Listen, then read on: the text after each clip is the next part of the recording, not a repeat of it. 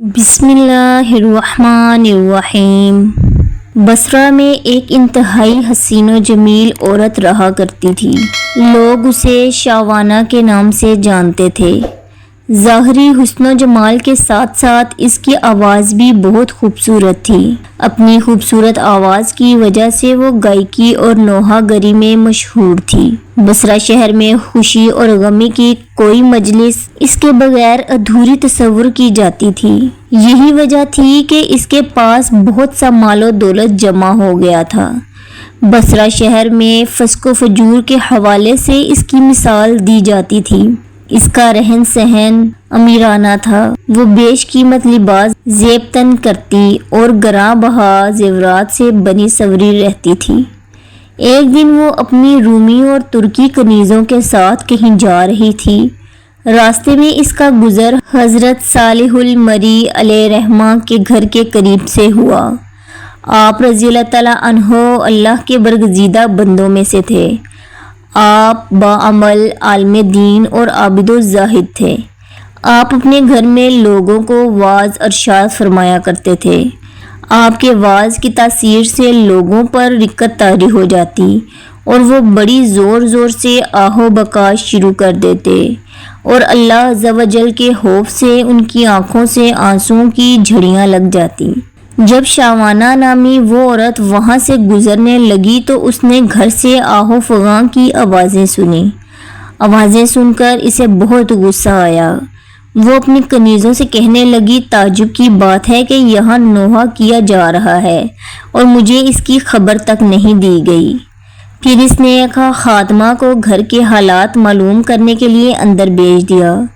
وہ لونڈی اندر گئی اور اندر کے حالات دیکھ کر اس پر بھی خدا عز و جل کا خوف طاری ہو گیا اور وہ وہیں بیٹھ گئی۔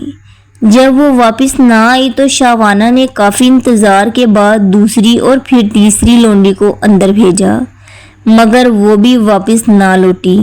پھر اس نے چوتھی خادمہ کو اندر بھیجا جو تھوڑی دیر بعد واپس لوٹ آئی اور اس نے بتایا کہ گھر میں کسی کے مرنے پر ماتم نہیں ہو رہا بلکہ اپنے گناہوں پر آہ و بکا کی جا رہی ہے۔ لوگ اپنے گناہوں کی وجہ سے اللہ عز و جل کے خوف سے رو رہے ہیں۔ شاوانہ نے یہ سنا تو ہنس دی اور ان کا مذاق اڑانے کی نیت سے گھر کے اندر داخل ہو گئی، لیکن قدرت کو کچھ اور ہی منظور تھا۔ یوں ہی وہ اندر داخل ہوئی، اللہ عز و جل نے اس کے دل کو پھیر دیا۔ جب اس نے حضرت صالح المری علیہ رحمہ کو دیکھا تو دل میں کہنے لگی، افسوس، میری تو ساری عمر ضائع ہو گئی۔ میں نے انمول زندگی گناہوں میں غارت کر دی۔ وہ میرے گناہوں کو کیوں کر معاف فرمائے گا؟ انہی خیالات سے پریشان ہو کر اس نے حضرت صالح المری علیہ رحمہ سے پوچھا، اے امام المسلمین، کیا اللہ عز و جل نافرمانوں اور سرکشوں کے گناہ بھی معاف فرما دیتا ہے؟ آپ نے فرمایا، ہاں، یہ واعظ و نصیحت اور وعیدیں سب انہی کے لیے تو ہیں تاکہ وہ سیدھے راستے پر آ جائیں۔ اس پر بھی اس کی تسلی نہ ہوئی تو وہ کہنے لگی، میرے گناہ تو آسمان کے ستاروں اور سمندر کی جھاگ سے بھی زیادہ ہیں۔ آپ نے فرمایا، کوئی بات نہیں، اگر تیرے گناہ شاوانہ سے بھی زیادہ ہوں تو بھی اللہ عز و جل معاف فرما دے گا۔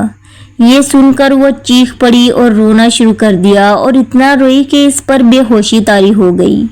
تھوڑی دیر بعد جب اسے ہوش آیا تو کہنے لگی، حضرت، میں ہی وہ شاوانہ ہوں جس کے گناہوں کی مثالیں دی جاتی ہیں۔ پھر اس نے اپنا قیمتی لباس اور گراں قدر زیور اتار کر اب پرانا سا لباس پہن لیا اور گناہوں سے کمایا ہوا سارا مال غربا میں تقسیم کر دیا اور اپنے تمام غلام اور خادمائیں بھی آزاد کر دی۔ پھر اپنے گھر میں مقید ہو کر بیٹھ گئی۔